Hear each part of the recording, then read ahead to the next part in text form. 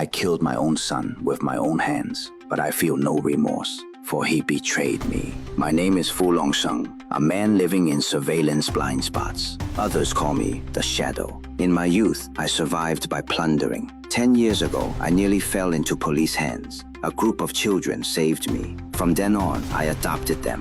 I raised them using special forces training methods. Now each has become an elite in their field. Stunt combat, disguise and transformation, hacking skills. Each excels in their own way. Yet as they matured, they slipped beyond my control. During a heist, they defied my orders. 全部铐走。不可以，没时间了，西蒙。很快，小心，快走了。1分钟，1分钟。没时间呐。Failure to retreat promptly led to a police ambush.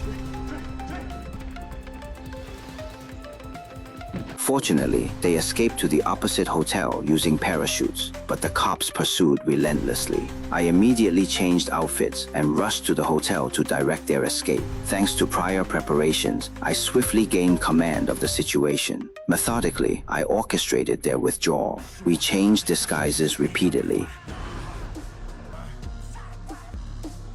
leading the police in circles. Finally, we escaped successfully. Back home, I vented my rage wildly, but the kids couldn't grasp my well-intentioned efforts. 为了我们都好好的活着，钱不是最重要的，自由才是。 Yet it was precisely this incident that exposed my true face. A seasoned cop quickly zeroed in on me. One evening, when that female officer appeared at the market, I recognized her instantly. She then followed me to the elevator entrance, confirming she was indeed a cop. Just as I prepared to silence her, an old man suddenly barged in. 干嘛？我的话你听不听啊？什么？偷偷谈恋爱，被人发现了，你知不知道？ Though they worked together seamlessly, my years of fugitive instincts detected danger. Back home, I considered leaving for good, but couldn't bear abandoning the kids alone. I resolved to plan an escape route for them. The next day at the market, I deliberately tested the veteran cop, only to have him defuse every move. In the end, he even invited me to his home for dinner. I planned to play along and probe further. Simultaneously, I had my second son investigate the father-daughter pair's background. To my surprise, he reported no issues. That's when I realized I could no longer control them. Heartbroken, I shed tears. Ultimately, I decided to leave. Before departing, I wanted one last look at that familiar orphanage. Instead, it nearly became my final resting place. It turned out my second son had planned to eliminate me in the very place where I had raised them since childhood. Over a decade of father-son bonds ended in this betrayal, yet he still underestimated me. Having not wielded a blade in over 10 years, it was time to show them my true prowess. The dagger was my most mastered weapon. 老虎是谁？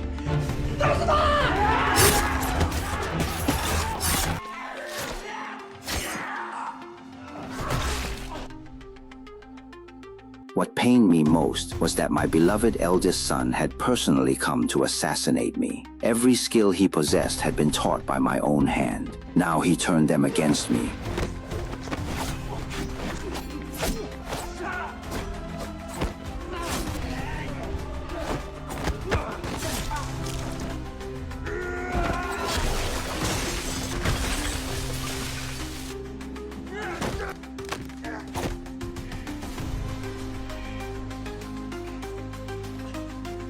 As the cold blade pierced his body, my heart died in that instant. Meanwhile, the second son detonated the bomb he'd planted for me. When I struggled to rise from the rubble, I swore silently that the traitors would pay. I let the police take me away. In the patrol car, I seized the moment when the officers weren't looking and activated the smoke grenade beside them. Amidst their confusion, I swiftly took them down. I immediately infiltrated the airport, locating my second son just as he was about to depart.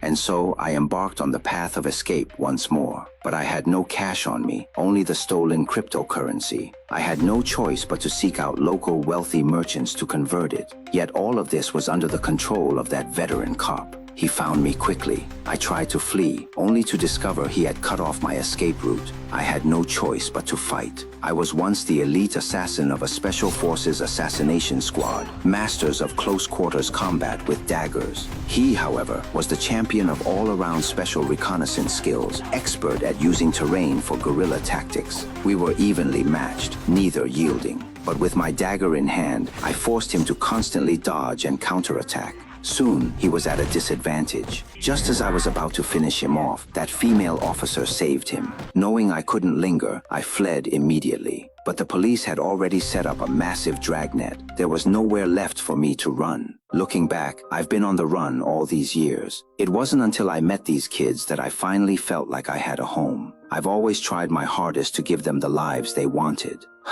I never imagined ending up like this.